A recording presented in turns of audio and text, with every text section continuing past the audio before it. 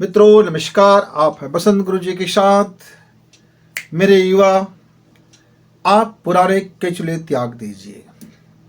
जो पुराने चीज़ें हैं वो अपनी जगह पे ठीक, पर आप नए युग के यूथ हो तो आपको चाहिए कि अपने लिए नए विचार इजाद करें। देखें तो सही आज के समय में आपके लिए क्या प्रासंगिक है, क्योंकि आज का समय नए नए आधुनिक टेक्नोलॉजी से युक्त है। पुराना समय आज के समय में जीवन शैली में जमीन आसमान का फर्क आ चुका है। आप देखते हैं कि आज हमारे पास मोबाइल की शक्ति है, तरंग की शक्तियाँ हैं, क्वांटम की शक्ति है, इलेक्ट्रिक की शक्ति है, इलेक्ट्रॉनिक्स की शक्ति है। हमारी सोच को कई आयाम पर, कई डिग्रियों पर और कई डायमेंशन में हम आज सोच सकते हैं। आज हमारे कारोबार करने का तरीका बदल चुका है। आज हमारे खाने पीने का तरीका बदल चुका है। आज हमारे तो सोचने का भी तरीका बदलनी जरूरी है। यदि हम पुराने सोच को लेकर के बैठे रहे कि नहीं हमें यही पढ़ाई करना है, ऐसे जीना है, ऐसे प्रणाम करना है, ऐसे रहना है, आप ऐसे जीवन जियो, तो फिर कहीं न कहीं हम एक गड्ढमड्ढ होने जा रहे हैं। इसलिए मित्रों, पुराने जो चीज़ें हैं, आधार है, वह आपके आधार फाउंडेशन में रहे। आपके संस्कार, आपकी संस्कृति, आपका आदर्श, आपका आचरण, आपका हैप्पीनेस होना, आपके खुशी से भर जाना, आपका हृदय, आपकी नैतिकता, ये सब आधार बनाइए। चिर पुरातन से जो मिला हुआ है, जो तब भी प्रासंगिक था वो आज भी प्रासंगिक है। पर ऐसी चीज़ों को छोड़ देना जो आज के दौर पे प्रासंगिक नज़र ना आता हो। एक एग्जाम्पल है, पहले लोग मिलते थे तो झुक करके, लंबवत होकर के, दंडवत होकर के प्रणाम करते थे। वह ज़माना गुरुकुल का था। वह ज़माना हमारा एक नैतिक सोच विचार को उद्भव का था। अब वह ज़माना नहीं रह गया। आजकल आप नमस्कार कह सकते हो, हाथ जोड़कर प्रणाम कर सकते हो।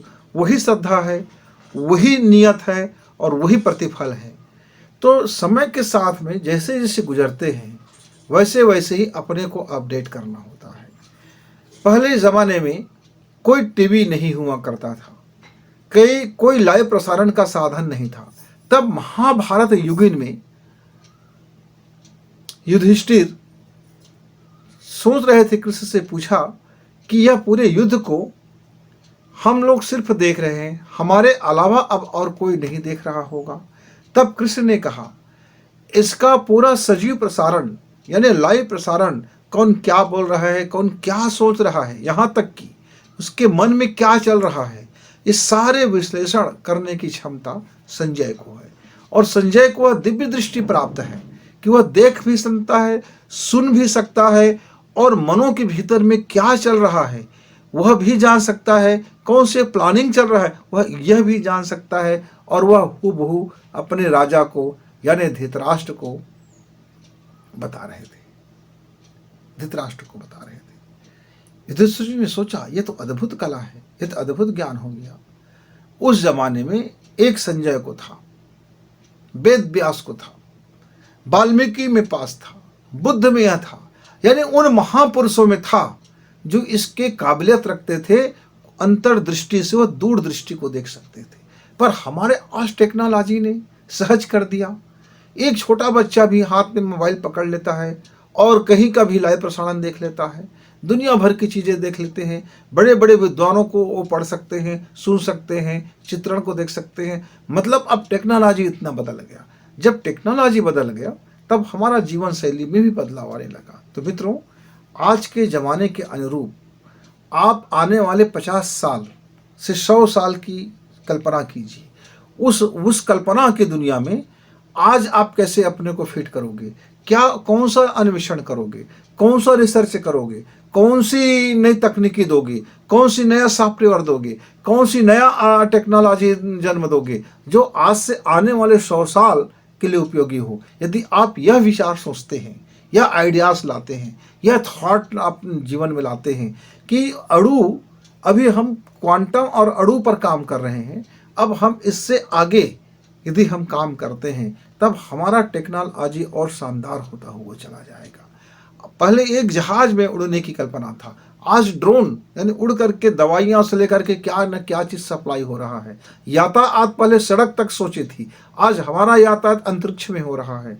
तो मित्रों, पुराना जमाना का अपना सोच विचार और क्रिया पद्धति कोई बुरा नहीं था, वह उस जमाने के लिए बिल्कुल नया था और वो नए चीज़ों को स्वीकार करते थे। इसी तरह से आज जो हमारे सामने जो नई चीज़ें हैं, जो नई भाषा है, नई खान पान है, नई सोच है, नया जीवन शैली है, नई टेक्नोलॉजी है, नई तरीके से अब जीवन को परिभाषा करने की ज़रूरत है। अपने जीवन को, अपने सोच को, अपने आइडियाज़ को अपग्रेड करें, तो आप इस दुनिया की मार्केट में टिके रहेंगे, नहीं तो धड़ाम से नीचे कूद जाएंगे, या द्वंद्व होगा, विवाद होगा। लेकिन इसमें भी जो नए चीज़ों में जो अवांछनीय तत्व है, जो सही नहीं है, जो प्रकृति के विरुद्ध है, जो मानवता के विरुद्ध है, जो नैतिकता में फिट नहीं बैठता, जो तर्क में फिट नहीं बैठता, ऐसे चीज़ों को ग्रहण करने से बचें। और आप अपने कैरियर का चुनाव अपने मस्तिष्क की बनावट के आधार पर करें। आपके मस्तिष्क क्या सोचता है, कितनी उसकी दक्षता है, कितनी पावर है, और उस मस्तिष्क में आप अपनी आइडियोलॉजी लेकर आएँ, आप अपना एक आदर्श लेके आएँ, आप अपना एक सोच लेकर के आएँ, आप अपना एक विचार लेके चलें और उस विचार और पुराने विचार से संघर्ष से बचें। नए विचार को ग्रहण करें और पुराने विचार से संघर्ष से बचें। ये आप कर लेते हैं यदि मेरे मित्र, तो फिर आपके जीवन में नया सवेरा लिखा जाएगा। आप नए इतिहास लिखेंगे, आप नए जगत के नए कारनामे लिखेंगे और एक नया विचार को, एक नया सिद्धांत को आप स्थापित करेंगे। इसके लिए पुराने को न तोड़ने की ज़रूरत है, न गाली देने की ज़रूरत है, न जलाने की ज़रूरत है, न उसको धक्याने की ज़रूरत है, न उसको लतियाने की ज़रूरत है। वो अपने जगह पर वह भी नए विचार था, उसका सम्मान जरूरी है, मान जरूरी है, उसका भी मान करें, उसका भी सम्मान करें। उसमें से जो चीज़ें आज आपके लिए काम का है उसको भी ग्रहण कर लें, पर ज़रूरत है छानने का, या विवेक का छन्नी, एक ज्ञान का छन्नी, और ज्ञान की विज्ञान का छन्नी। ज्ञान वही उचित है जो हमारे विज्ञान में फिट हो। विज्ञान मतलब क्या है? हम जिस ज्ञान को विवेक के छन्नी लगा करके ट्राई करते हैं और जो लॉजिक बैठता है, जो उसका तार्किक बैठता है, जो बुद्धिमत्ता के साथ वो आगे बढ़ती है, उस बुद्धिमत्ता में भावना को जो मिला के चलता है, और उस भावना और बुद्धिमत्ता में जो इस मानव समाज के लिए या मानव कल्याण के लिए या धरती के लिए, इस पर्यावरण के लिए जो जीवन को बेस्ट करता हो, उससे भला और क्या चीज़ चाहिए। तो मित्रों, आप अपने को नए विचार से लेस कीजिए, पुराने विचार से देखिए कि आप नए विचार की कहाँ तक जा सकते हैं, क्योंकि पुराने विचार के कंधे पर ही आप चढ़कर नए विचार को प्राप्त कर रहे हैं।